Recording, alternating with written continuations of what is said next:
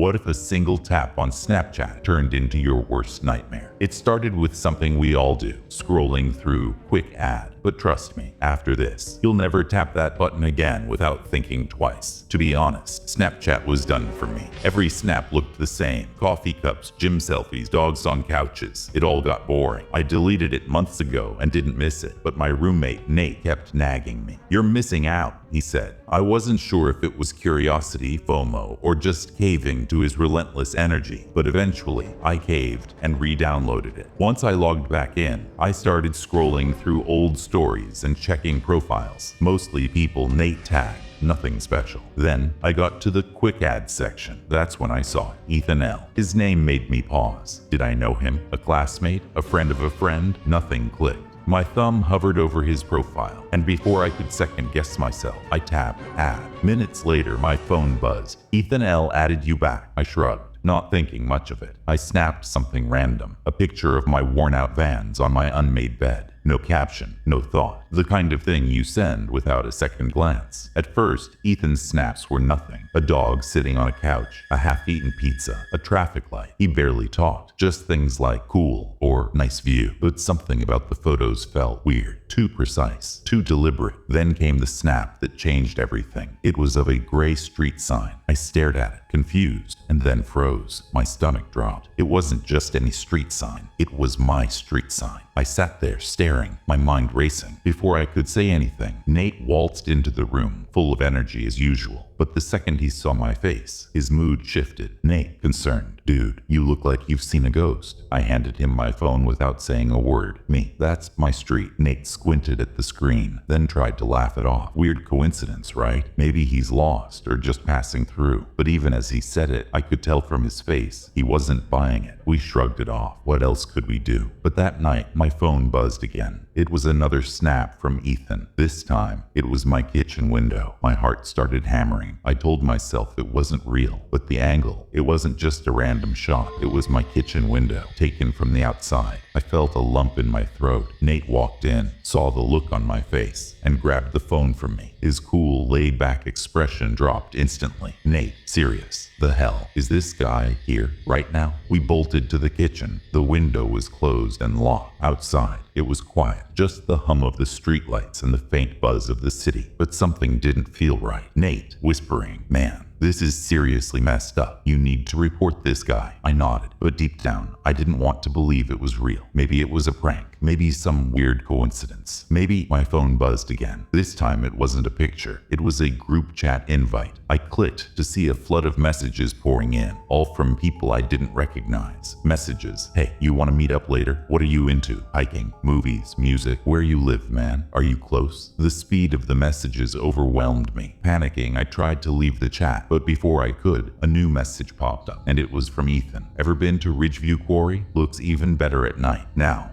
I was panicking. Ridgeview Quarry was near campus, but no one went there. It had been abandoned for years after a kid died out there last summer. Nobody talked about it anymore. Nate leaned in over my shoulder and frowned. "Nate, how does this guy know about the quarry? You've got to block him. Report him, man." But I didn't block him. I couldn't explain why, but I needed to prove to Nate, to myself, that this was just paranoia, a coincidence. That night, I drove to Ridgeview Quarry. When I got there, it was dead silent. No cars, no lights, nothing but the stillness of the trees. I decided to snap a picture just to show Nate it was fine. I took a shot of the empty, lifeless landscape. Then I typed, "Told you, no one here." I hit send and started back toward the car. But before I could get in, my phone buzzed again. Another snap from Ethan. I opened it. My breath caught in my throat. It was a picture of my car, taken from the woods behind me. I froze, every muscle stiff. Slowly, I turned toward the woods, squinting into the shadows. At first, I saw nothing. Just trees and silence. Then movement. A figure stepped out from behind a tree. Then another and another. They were hooded, moving as one, closing in on me. I ran. My heart pounded as I fumbled with my keys. The figure's only a few feet away now. Tapping started on my car windows before I managed to get the doors locked. Then, in the eerie quiet, I heard it. His voice. Calm. Steady. "Jason, we just want to hang out." I floored it, slamming the car into reverse and peeling out of there. I didn't stop driving until I reached home. When I burst through the door, Nate was already on the phone with the police. His face was pale, and the second he hung up, he turned to me. "Nate, they're filing a report, man," but I cut him off. "It's over, okay? They're gone." I wanted to believe it. I had to, but then my phone buzzed one last time. It was another snap. My hands trembled as I opened it. It was a photo of my dorm window, and in the reflection, I saw them. Someone was inside. If you love spine-chilling tales like this, subscribe to Dark Demon Tales, where your nightmares come to life. Don't forget to hit the like button and comment your creepiest social media story below. Who knows? It might inspire the next video.